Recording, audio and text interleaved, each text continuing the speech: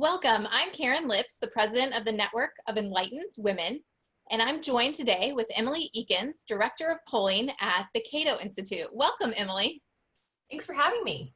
We are excited to talk with you today about a recent Cato Institute poll on self-censoring. And I have to tell you, when I read this, I was really excited about it because 2 years ago, New published a book, She's Conservative, Stories of Trials and Triumphs on America's College Campuses.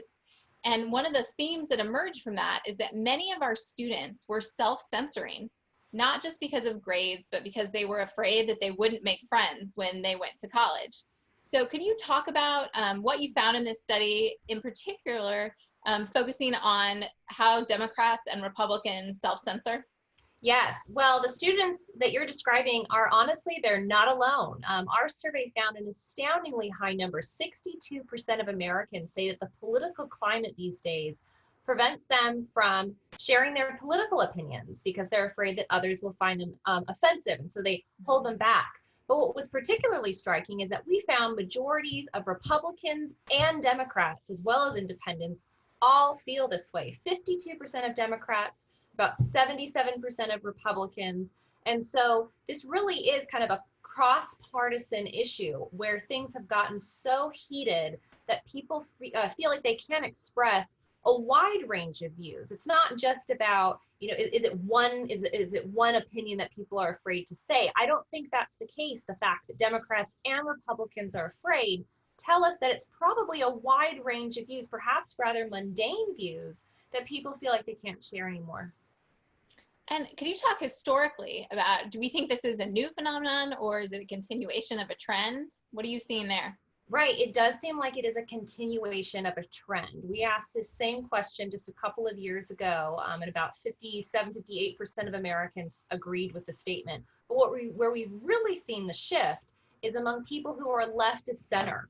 Among people who identify as very liberal, they've become 12 percentage points more likely to say that they self-censor. And people who are just, kind of centrist Democrats are 7 points more likely to self-censor. Everyone's shifting in the direction of being more afraid of saying what they believe. And really, it's those kind of centrist Democrats that I think are really the pivotal group here. Because in 2017, most centrist Democrats felt like they could say what they believed without fear of, severe economic punishment or being marginalized at school. But in just 3 years, things have flipped. And now most centrist Democrats feel like they can't be honest about their political views. Well, that's interesting. You talk about the numbers with the Democrats, but one thing I found fascinating, that 77% of conservatives self-censor. That's a huge number. Could you talk a little bit about that? Right. It's extremely high. So almost, 3 in 4 people who identify as conservative or very conservative say that they have political views they're afraid to share. But this was also the case in 2017. So I think that kind of I guess the culture that has marginalized a lot of ideas kind of came for conservative ideas first, then came for moderates, then came for liberals. But really, I think conservatives kind of started to sound the alarm first because they started feeling that they weren't able to express themselves. And there definitely seems to be a relationship with the college experience and this fear of being able to say what you really think. Something that really surprised me in this survey, on a related topic, this isn't just about fear of expressing yourself, but we asked people an even more stringent question, which is, are you afraid that if your views became known that you could be fired or miss out on career opportunities? And we found that about 1/3 of Americans say yes. But if you look at people who— that's a huge number again. Yes, 1/3. But that number just skyrockets among Republicans or conservatives that attend college. So just to kind of explain those numbers. So if you have a high school degree and you're a Republican, about 3 in 10 are afraid that they could get fired from their jobs or miss out on opportunities if their views became known. But once you go to college, that goes up to 40 and then goes up to 60%. 60% of postgraduate Republicans know that if they are honest about their political views at work, that they feel like it's going to harm them. Democrats we don't see that relationship. Now, still, a high number of Democrats, about a quarter of Democrats feel like they could get fired or miss out on job opportunities by being honest about politics. But still, it seems like there's something unique to Republicans that going to college, you find out that your views are unacceptable and that you will be punished for having them. That's fascinating because, as you know, our group is focused on college women, and we hear this so much from campuses across the country. So what can college students do when they face this pressure to self-censor? Where do you think this pressure is coming from, and what advice do you have for college students? Well, so that's certainly a contentious issue. I think that a lot of it has to do with political homogeneity on college campuses. When you have, a high concentration of people that have only one set of political views, there unfortunately seems to be a tendency of marginalizing any dissenting views. And college campuses, which are supposed to be a place of inquiry, open inquiry, to be able to ask questions, and a place of science, right? And science is about following where the data takes you and being wrong sometimes. That seems to have been undermined by the political homogeneity on college campuses. And I think that a solution to this really is, one, for people to realize the value of that diversity of all kinds, right? We believe diversity of all kinds offers tremendous benefits. Ideological diversity also is really important. And let me tell you why. So I went to grad school, I have a PhD in political science, and I can tell you, most of my friends think that that is ridiculous. They don't think you need to have conservatives or libertarians or anything but a progressive in academia. And the reason why is they feel like they couldn't possibly be wrong. And they think that the other side has immoral views. But there's some really interesting research that's showing that our political beliefs can sometimes blind us from really being able to examine data and to engage in the scientific method effectively. And so what we really need is we need to have people that can always check our biases, to always be able to say, did you really look at that data? Did you analyze that data properly? Have you considered this alternative explanation? And you can only get that when you have people of different perspectives. Otherwise, you get an echo chamber, and that really does hamper the scientific process that universities are supposed to fulfill. It truly does. And what's fascinating is that the longer that you stay in academia, the more likely, if you're on the right, that you're going to self-censor. So there does seem to be some real impact there. Oh, true. Everyone that I know personally that decided to go into academia, that is like non-progressive, they joke about being in the closet. They keep it very secret. And it's only until after they get tenure that they'll ever be honest about how they really feel. And I just think that that's really sad. That's just, you want to be able to be authentic with each other. And I just don't think we're doing each other any favors by having people feel like they have to, be in the political closet, if you will, for half their career or the beginning of their career. Yeah, so now you're touching on careers. And I thought that was another fascinating point in your poll, is that people really think that this is going to have an impact on their career prospects and their career earnings. Could you talk a little bit more about that? Yeah, so we asked people if they felt like if their political views became known. I said it, we used passive voice there on purpose, because sometimes people find out your political views not because you told them, but because they saw, a bumper sticker on your car, or, they're able to find out in other ways.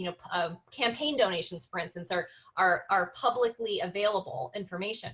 So what would happen? Are you worried that if that became known that you could be harmed at work? And we found that many people said, about a third of Americans said yes, 32% of Americans said yes. But what was really interesting here that I really want to emphasize is that this was true across demographics. So here was a criticism I kept getting.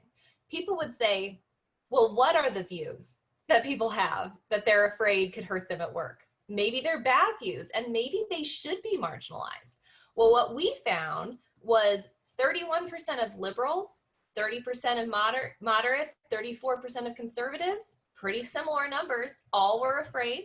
that they could get fired, canceled over political views, but also across demographics. 38% of Latino Americans, 22% of Black Americans, 31% of white Americans, similar shares of Asian Americans. So this was across racial demographics. It was also similar across men and women, and those earning less than $20,000 a year and those earning more than $100,000 a year. So this shows this isn't just about class, this isn't about race, and it's not just about politics, that people across these different demographics are really concerned to fully participate in the democratic process, because they see other people that are getting canceled for even rather mundane views, and they know that they've got to steer far clear of that boundary.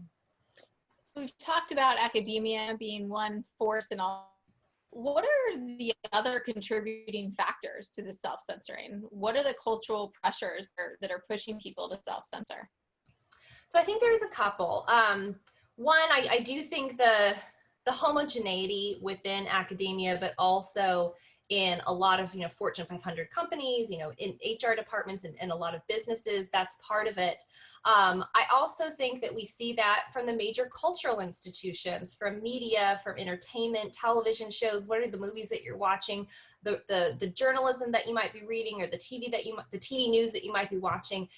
It tends to be dominated by those with one political perspective most of the time. Obviously not all the time. There is, Fox News that tends to be more right of center. And I think that really reflects another finding in our survey data.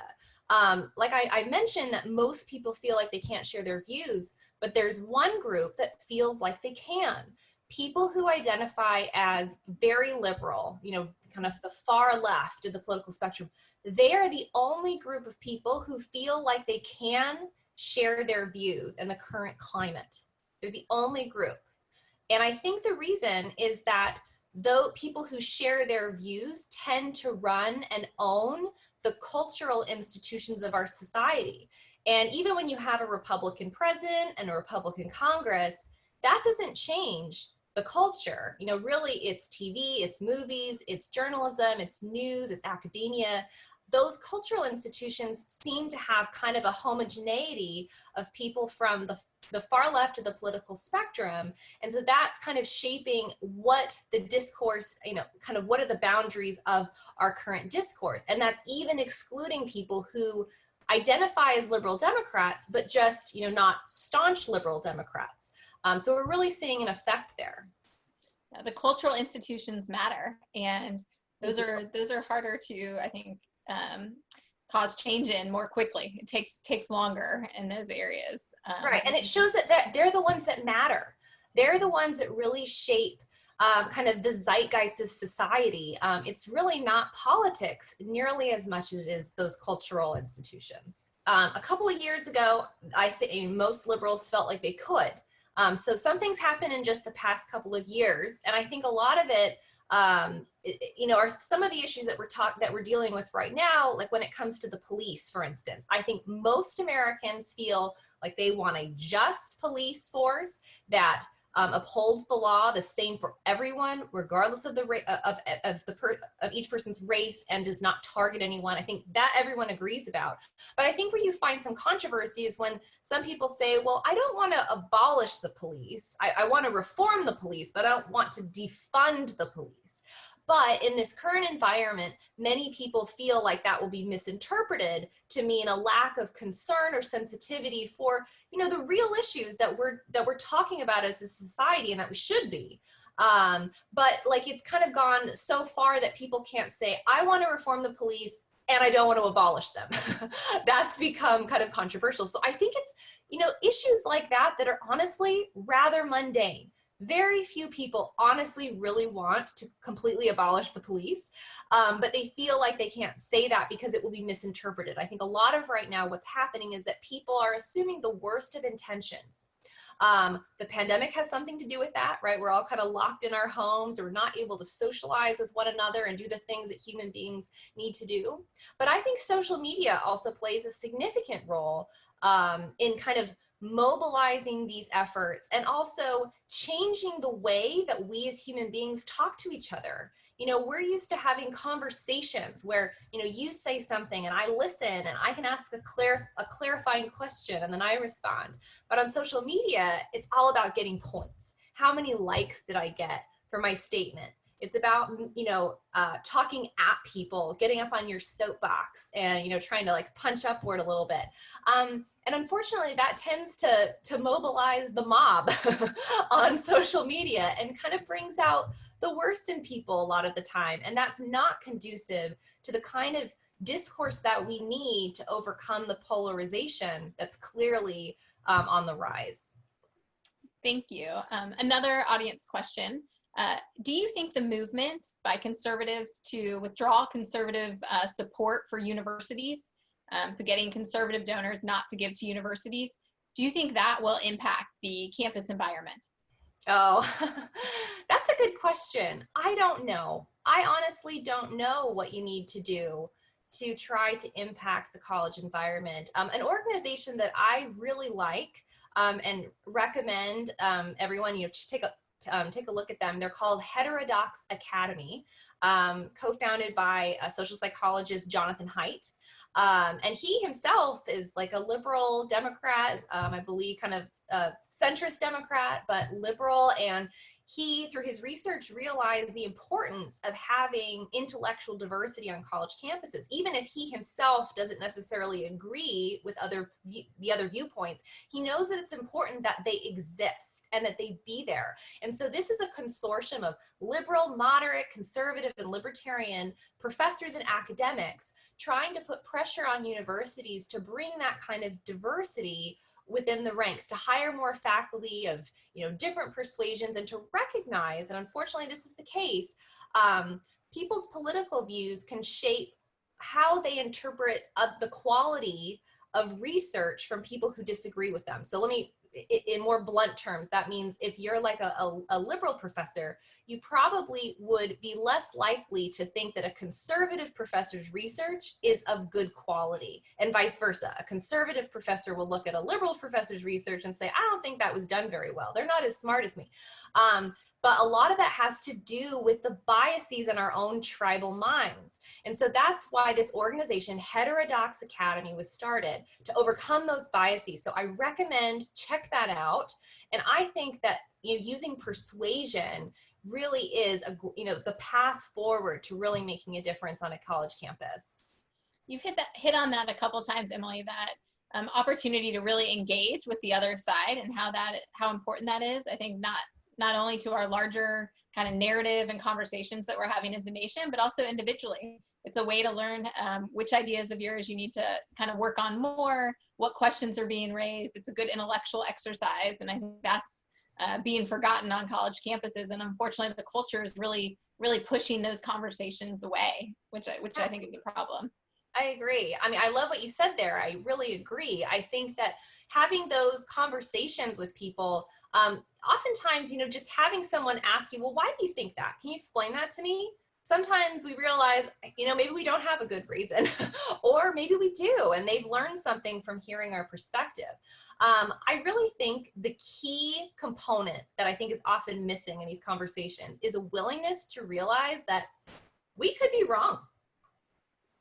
We often think the other side's wrong, right? But maybe we're wrong about something. Now, that doesn't mean we're wrong about everything, but that seems to be a common thread among people that I've dealt with, that I have found are the most dogmatic and inflexible when it comes to how they deal with politics. That seems to be the common thread. They've never considered that they could possibly have missed anything. And that, as a consequence, they think they don't need to talk to the other side because they have all the knowledge they need. But at a university, you should know very well that no one person knows everything. And that's why we really need to talk to each other. And I think organizations like NEW are so wonderful because it facilitates those conversations. And it's unfortunate when kind of other groups want to exclude and marginalize, but it seems from what I can tell is NEW's out there trying to engage. Well, thank you, Emily. And I can't let you go before I ask you one election question, because we are in an election year. Oh dear. What does the polling data and the polling results that you found from this recent project, what do you think that means for our election coming up in November? Well, a lot of people have asked me about this. I actually think President Trump cited this survey a little bit inaccurately. He said, he told some CNN reporter that 62% of Americans weren't telling pollsters the truth. And the CNN pollster said, I think you're talking about the Cato survey, but that's not what the survey said. So it really, it kind of, it got out there, this result. That's interesting though, is like, will people not, what impact will this have on how people respond to pollsters? That's interesting. Yeah, it's certainly, it's a possibility. We definitely know, I mean, I actually got a call from a reporter from one of the major national newspapers, and he's telling me that he's trying to do these stories talking about Trump voters and often independents that were voting for Trump. And never before has he ever seen this. But these people asked him to please withhold their name from his story. And he never encountered this. So he called me because of the survey to say, do you think that's what's going on? Is that there's a lot of people out there that support President Trump, but they don't want to admit it because just the environment is so toxic right now? And I think that the answer is certainly some people fall into that category. I'm not sure if you have an online survey, if people would lie in that environment because there's no other person that can see you answer. It's just a computer. So I would probably trust an online survey a little bit more, an online survey that's conducted well, from a reputable source, a little bit more than a telephone survey in just this environment, because right now Trump is a very polarizing figure and many people don't want to admit if they're going to vote for him. Well, thank you, Emily. We will see what 2020 brings, won't we? We will, and who can predict, right? Yes. Yeah. It'll be fun to look at the polling data after that and how people responded to pollsters. Yes. So thank you so much, Emily, for joining us. As we end, can you let our viewers know where they can follow you on social media? Yes, you can follow me at Emily Ekins on Twitter. And I'm also on Facebook the same way. Wonderful. Well, thank you so much, Emily. Thank you for having me.